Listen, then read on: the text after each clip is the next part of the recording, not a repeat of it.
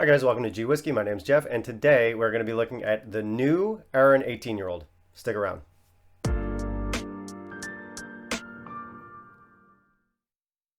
So Arran's a pretty new distillery. They only started in 1995, so that would make last year, 2020, their 25th year in operation. So relatively new in terms of whiskey. And I remember about 10 years ago, I didn't really like their stuff. I thought a lot of what they were coming out with was kind of like young. It was a little bit hot, and it just felt a little bit sharp. And I remember for the longest time, maybe like 5 years or so, I just wasn't that interested in Arran. I didn't really buy any bottles from them. I didn't really check out any of their new releases.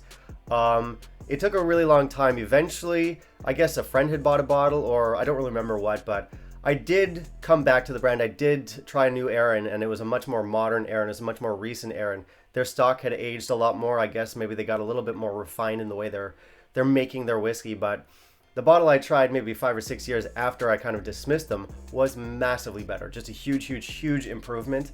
And I kind of stuck with them from then. And for the last few years, I've been digging Arran's. I like the brand. I like what they're doing, and they're going in really cool, really interesting, very modern direction for whiskey, but it works. Arran's rebranded a few times over the years. Most recently, they rebranded in 2019, which means they were bringing out new labels. They brought out a new look for the bottle, and they kind of switched out their core range a little bit. They kept some of the old stuff, but they also introduced some new stuff. They did keep a lot of their no-age statement whiskey. So I think there was like a port cask in there. There was a Sauterne cask. There's an Amarone cask, which is like a wine finish. A lot of these finished no-age statement whiskeys, they did continue on. They got their fancy new label. They got the new bottle. But what they have today is basically just a continuation of those whiskeys. You also have the Bothy, or what used to be called the Bothy. Now it's just been renamed as Quarter Cask. But that's really good stuff. It hasn't been changed. It's the same formula or the same release, but just with a fancy new bottle. One that you should check out if you haven't already. Really good. Also in 2019, they came out with a couple new releases. One is called the Bodega, and that's entirely matured in sherry barrels. The other one is called Barrel Reserve. You also have a new 18 and a new 21-year-old. And these guys are different than the old 18 and 21s that you used to see in their core range. They completely changed up the formula for these ones. The new ones are a little bit darker, and they have a little bit more of a sherry touch. Specifically with the 18, I remember the old 18 was a lot more sort of like bourbon profile forward, I'd say. So you had your cereal notes, you had your vanilla notes, you had some honey notes. I think it was like 70% matured in bourbon barrels and 30% in sherry barrels, something like that. It was a nice whiskey, but again, that's been discontinued, and we're not here to talk about that. So let's take a look at this guy.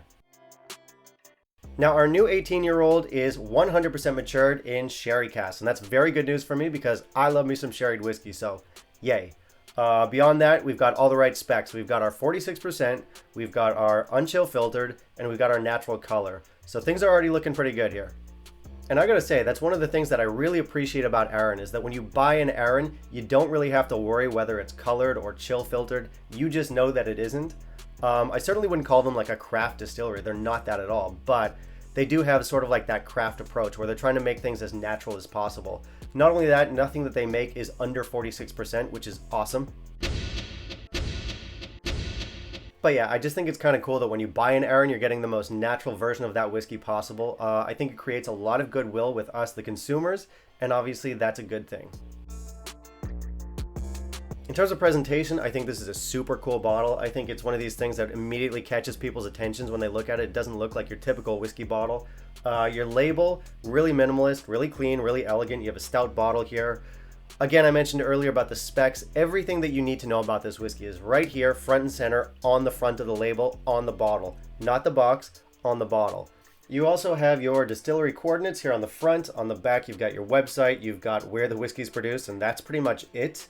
So really, there's not a lot of noise. There's not a lot of fluff going on here. There's no aged in the finest oak cask. There's no story of some stuffy old Scottish guy who like did a thing 100 years ago. They're just giving you the basic information, the necessary basic information, and that's it. Super cool. And one last little detail that they put in here is that you've got Braille across the front label here, which I just think is a nice little thing to include. So yeah, overall in terms of presentation, I really like this. I think the bottle's a cool design. I like the label. It's very minimalist. It gives you all the information you need without any of the noise. And just like aesthetically, I think this looks really good on a bar shelf. So presentation is great. I'm gonna give this 5 out of 5. All right, let's give this a nose. Okay. So this is a fresh nose. And that's kind of an odd thing because that's an 18-year-old sherried whiskey sitting next to me. You would expect a lot of sherry, heavy sherry, fruity notes. You'd expect a lot of, let's say, oak spice. And those are there. But you also have that sort of like Arran DNA, that characteristic Arran flavor, which is kind of fresh and kind of clean. And you get that right here with the nose. Beyond that, you have big sherry in here. You've got raisins. You've got baking spices. You've got kind of like a baked cinnamon apple note going on. And you have some pretty drying oak.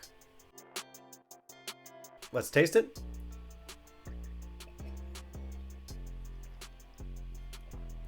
Okay, right out the gate, we're talking big sherry here. This is a sweeter dram, but it's not just sweet in terms of brown sugar, although you do have plenty of brown sugar. You also have sort of like these juicy dates, like Middle Eastern dates, that kind of thing. Really cool. You've got some spices in here, maybe some cinnamon, and a fair amount of like oak resin, I want to say. Really interesting. All right, let's check out the finish here.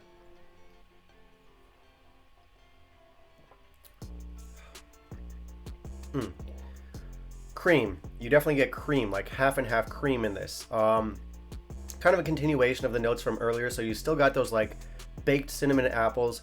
You still have like those sweet, juicy dates. You have that resinous oaky note in there. That's all in there. It's really full. It's like really bodied, but also very gentle. So kind of like a paradox there. It's both very big and very easy and very rounded. In terms of length, I'd say this is medium to long, but man, that is gorgeous. So good. Now, you've probably figured out by now that I really, really like this whiskey. It's super good. But one thing I can say, and this isn't necessarily a bad thing, is that it might not surprise you. When you're buying this whiskey, you're signing up for a high quality sherried whiskey experience, and that's what you get. You're not going to get any kind of crazy flavors. It's not going to take you in any kind of unexpected directions. It's just really, really well done for what it is. So yeah, if you were paying attention to those tasting notes, you'll think, wow, that really just describes a standard sherry profile. And yes, it does. But the magic with this one is in the details. All right, this is going to sound dumb, but just hear me out. Imagine that you fry up a fish for yourself every like Monday and Wednesday, and that's kind of like your weekly go-to meal. And then one day your birthday rolls around and you decide, all right, I'm going to bring in like a Michelin star chef and he's going to cook up that fish for me. He does, and when you taste it, you think, wow, this is so much more advanced, so much better than the stuff that I usually cook for myself.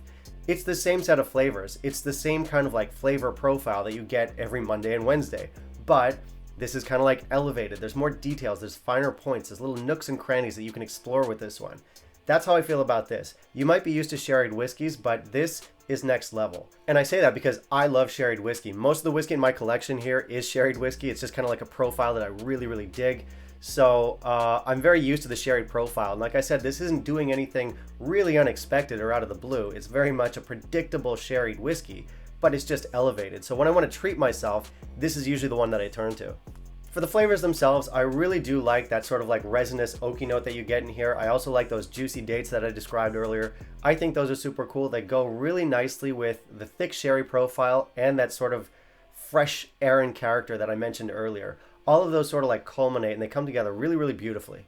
So yeah, I think I described this whiskey as pretty modern, it's complex, and it's elevated. Like it's a straight shooter of a sherried profile, but again, just because you have all those little extra details and those fun little nooks and crannies to explore, I'd say this is an elevated sherry profile. Again, it's one I treat myself with. I really like it. Score-wise, I'm gonna give this one a 92. In terms of value, I do think this is a pretty good buy. I don't think it's a particularly expensive 18-year-old. I mean, it's not a super cheap one either. It kind of sits right there in the middle, but it's definitely worth the money for me. Here in Taiwan, the price kind of varies. It's all over the place with this one. Luckily, I got a pretty good deal. I would say that if you're into sherry at all and you want to have that kind of like next level sherry experience, this should be one to check out. It's definitely recommended for me. I really like it, and I think you might too.